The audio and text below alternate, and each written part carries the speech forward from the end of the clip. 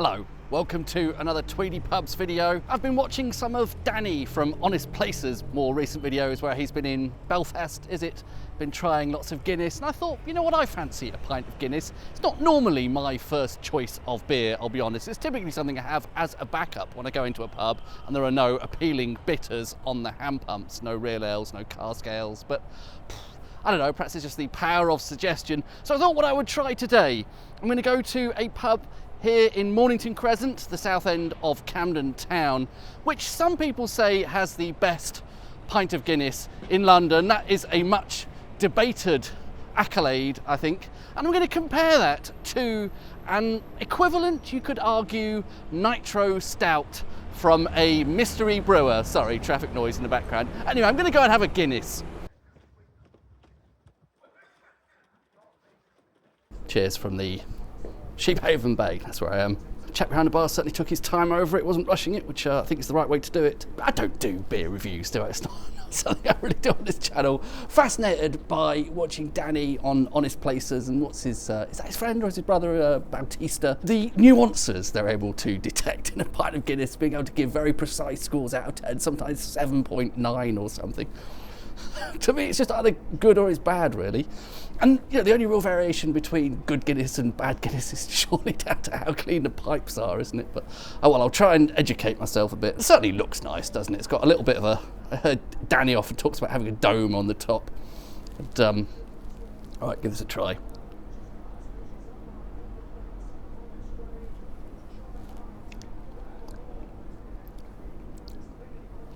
Well, to me that tastes like a good pint of Guinness. It's creamy and it's got a little bit of a hint of bitterness to it. Bitterness is certainly something that Danny seems to object to when that's over the top, but surely that's beer for you. Beer always tastes a little bit bitter. Dara, the Guinness guru, has been to this pub on the recommendation of one of his subscribers, and like I say, in some of the reviews it is actually cited as possibly having the best pint of Guinness in London. And as I said, that is a much contested accolade. It's only 3:30 on a weekday, but it was a little bit difficult to get any shots inside. There's practically no spot along the bar that doesn't have someone camped there, and you know, as a first timer here, I didn't really want to disturb anyone and be sticking cameras in their faces, so sorry for the lack of interior footage. But it is a pretty well decked out, I would say, Irish pub, the Sheephaven Bay. Don't know if you're interested in having a look at the beer garden, and there's sitting out the front as well. And they've also got a pub cat. What is your name, Sunshine? You look like a Dave to me. Sorry, you're trying to have a relaxing afternoon nap and I'm sticking a camera in your face. The indignity of it. Pint of Guinness and a cat. For some people, that's probably the ideal pub right there, isn't it? I'm walking from Camden to Kentish Town. Nicely illustrated, this railway bridge here. This is apparently the border. I can give you a shot from across the road. This is where you cross from one into the other. Danny was down this way earlier this year, well, not long ago, a few weeks ago, I think.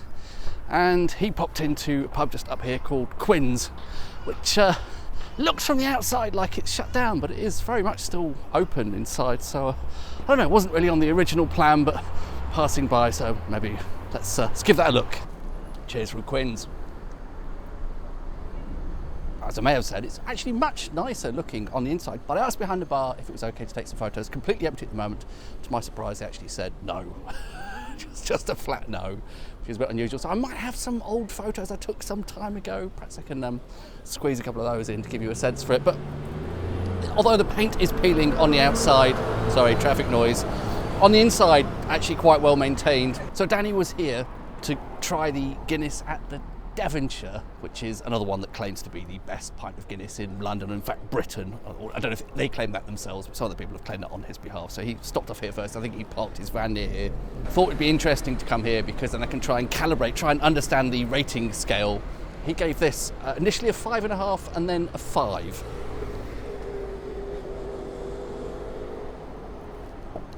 It's not massively different to me from the previous pub, but it's an alright pint of Guinness, really, I think. Perhaps the previous one was a little bit creamier. I don't know what I'm talking about here. You should definitely go to someone else's channel if you want Guinness reviews. I see the Grafton over there, as I briefly featured in that video on Saloon Bar versus Public Bar, because that was possibly the first ever recorded saloon bar that I could find. Undergoing a refurb at the moment. It's been closed for a while. It's almost never good news, is it? Pub refurbs. They seldom come out the other side looking better. And the final port of call on today's odd nitro stout exploration is here, the Camden Town Brewery, which is actually in Kentish Town. But I should add a caveat, as always, that I am fundamentally a real ale man, a cask ale man. I would far rather be having a traditional bitter than any of this stuff. But anyway, I think if you want a nitro keg stout, I actually think Camden Town's offering is probably, in my humble opinion, I don't really know what I'm talking about, obviously, the best example of the breed. So here we are at Camden Town Brewery's brewery. This was actually their main brewery for 10 years or so. I think now they have a larger site out of town. Is it somewhere like Enfield? As they claim at the entrance, you can get the freshest Camden Hells in the world or whatever. Anyway, we're not here for that. We're here today for the stout. This is actually a pint. It's in one of those funny squat glasses. I don't know if I approve of that or not, but I believe it is legitimately a pint of beer. Opaque, isn't it, compared to Guinness? It's a lot more, you can't see through that at all, even if I hold that up to the light. I know I'm in a slightly shady spot here, and it's all very homogenous. It's just like milk. You get homogenized and non-homogenized milk, don't you? It's where the cream is sort of integrated with the rest of the milk or not.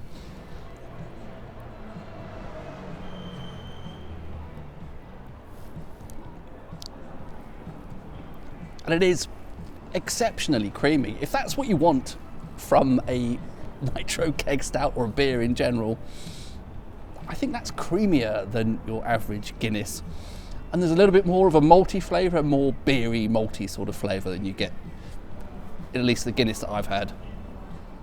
There's maybe some of the tiny sort of hints you normally have of coffee and chocolate and all that sometimes come along in stout, but it's mainly, to me, it's about the sort of the creaminess of it. If you want your nitro keg stout this creamy, then it almost suggests you don't actually like beer very much. Don't get me wrong, it is a pleasant thing to drink, but it is almost those extremely smooth, extremely mild flavoured but creamy nitro keg stouts. Smack, to me, of beers made for people who don't actually like beer very much. But evaluating it as just a drink in its own right, it is very pleasant, very easy to drink, very well integrated, as I say. The difference between the head and the body, the trunk, I don't know what you call the rest of the beer. Head there, what's that bit called? There's probably a beer term for it. It's all very integrated. Something about nitro keg stouts that feel really quite manufactured and quite sort of factory produced rather than a more traditional sort of artisan or some, whatever the pretentious word is for it, traditional real ale, cask ale. But again, if that is the style of beer you want, then I think that's the best of the breed, personally, of the ones I've tried. It is in an interesting location here. We're in the railway arches of what is now called Kentish Town West. I have a feeling this traditionally would have been called something else. It's an overground station today, part of the overground TfL network. And they still actually brew beer here, and they do brewery tours and all that kind of stuff. I felt I needed one last pint to round off proceedings. I've come to the Tapping the Admiral. I don't think I've ever featured this pub in a video before. It's not far from the Camden Town Brewery where I was just now, and it's the sister pub of the Pineapple, same owners as the Pineapple. This is the bottom end of Kentish Town, that's up towards the top end of Kentish Town. The beer selection here is bigger. They have more hand pumps here compared to the Pineapple. It does tend to lean a little bit grapefruity, alas. I remembered it's 2025. Therefore, I can't just walk into a real ale pub and actually find something I want to drink anymore. Pretty much everything on the lineup there was citrusy pale ale type stuff, but they do have Marston's Pedigree. They've got a cute self-drawn badge for that. It's a classic Burton bitter, isn't it? Not something I've ever hugely got on with, but any port in a storm. It's all right. It's in pretty good condition there. I think they know how to keep their beer here at Tapping. So what have we learnt about nitro keg stouts today then? I think we've learned that I'm not the right person to consult for beer reviews because I'm incredibly opinionated and I only really like a handful of beers. I like those very traditional English bitters and not much else. When it comes to beer, we all have our likes and dislikes. I hope nobody's offended by me saying that nitro keg stout is beer for people who don't like beer. I have my idea in my own head of what I think beer is, which is quite different from a lot of other people's. So each to their own and all that. This isn't a very punchy conclusion, is it? It's definitely not my place to be telling anyone else what they should or shouldn't like when it comes to booze. I think I'll stop talking at that point because it's not really delivering a lot of additional value now, is it? So thanks very much for watching. See you on the next one. Cheers.